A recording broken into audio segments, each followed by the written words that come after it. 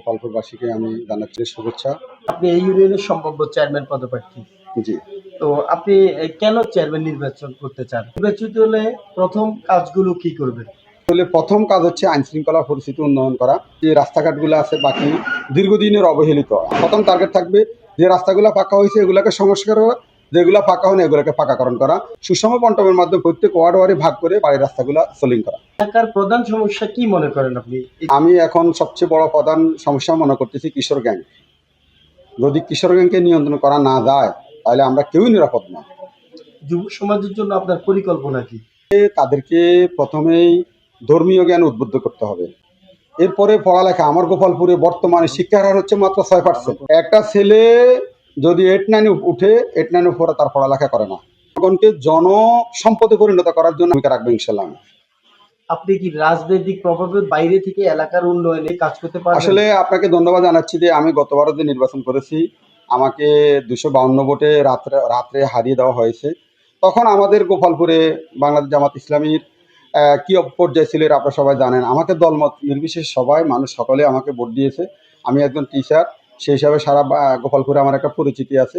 আর আমি আশা করি আমি কখনো দলের কোনো এজেন্ডা বাস্তবায়নের জন্য কাজ করি না। আমি জনগণের এজেন্ডা বাস্তবায়নের জন্য সবসময় কাজ করে আসছি। দুর্নীতি বন্ধে আপনার পরিকল্পনা কেমন থাকবে? দুর্নীতি আমি করব না, করতে দেবো না। সুতরাং দুর্নীতিকে আমি আশ্রয় দিব না, প্রশ্রয়ও দিব না। মানুষ আপনাকে চেয়ারম্যান হিসেবে কেন ভোট দিবে? প্রথম কথা হচ্ছে আমি ধর্মীয় শিক্ষায় শিক্ষিত, আমার কারণে অনৈতিক কোনো কাজ হবে না ইনশাল্লাহ। দ্বিতীয় হচ্ছে আমি একজন টিচার। নারী নিরাপত্তা ও মাদক নিয়ে আপনার কি পরিকল্পনা থাকবে? নারীদেরকে আমরা মানব সম্পদে রূপান্তরিত করার জন্য নারীদের অনেক কাজ কর্মসংস্থান আছে। যদি কোনো নারী কাজ করতে চায় তাকে ইউনিয়নের মাধ্যমে তেমন অনেকগুলা প্রকল্প আছে। সরকার প্রায় 52টা প্রকল্প আছে। 52টা প্রকল্পের মাধ্যমে আমরা যেগুলো নারী সন্তুষ্ট এগুলোকে আমরা নারীদেরকে উদ্বুদ্ধ করে নারীদেরকে ওদিকে ধাবিত করার চেষ্টা করব। স্কুল কলেজে যেন নির্বিঘ্নে তারা আসা যাওয়া করতে পারে, তো কাজ থাকবে সেটাই।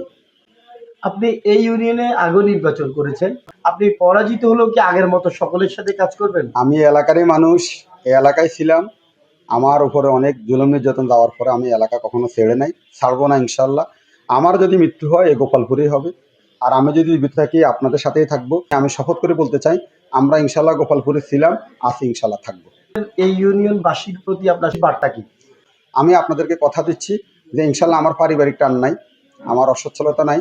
আমি যতটুকু সম্ভব আমার আমার যতটুকু আসবে তার চেয়ে আমি আমার পারিবারিক পক্ষ থেকে এবং আমার এলাকার বিত্তবানদের সহযোগিতা নিয়ে আমি আপনাদের পাশে দাঁড়ানোর চেষ্টা করব। আপনারা অনেকে ভোট দিয়েছেন, তো একবারের জন্য হলেও আমি এই গুণাগারকে আপনারা দেখেন আমি আপনার জন্য কি করতে পারি। আমাদের ইউনিয়নে প্রায় 200-র মতো শিল্পপতি আছে। আমি তাদের সহযোগিতা নিয়ে টাস্ক ফোর্স গঠন করে আমি জাকাতের মাধ্যমে অসচ্ছল পরিবারকে সচ্ছল করার চেষ্টা করব। সবাইকে ধন্যবাদ। কথা বলেছি গোপালপুর ইউনিয়নের চেয়ারম্যান পদপ্রার্থী আলাউদ্দিন মামুনের সাথে। জানিয়েছেন অনেকেই বিভিন্ন সময় ইউনিয়ন পরিষদের চেয়ারম্যান হিসেবে দায়িত্ব পালন করেছে। তিনি চান এই ইউনিয়নের মানুষের রাস্তাঘাট এবং বয়স্ক বিধবা ভাতা সব মিলিয়ে তিনি ইউনিয়ন পরিষদের অর্থাৎ ইউনিয়নবাসীর সেবা করতে চান। তিনি জানিয়েছেন গোপালপুর ইউনিয়নে 200-র অধিক শিল্পপতি রয়েছে, একটি ট্রাস্ট গঠন করবে এবং ওই ট্রাস্টের মাধ্যমে তিনি ইউনিয়নের অসচ্ছল পরিবারদেরকে স্বাবলম্বী করার জন্য পদক্ষেপ গ্রহণ করবে। নোয়াখালীর বেগমগঞ্জ থেকে নাসির উদ্দিন মিরাজ ভূঁইয়া,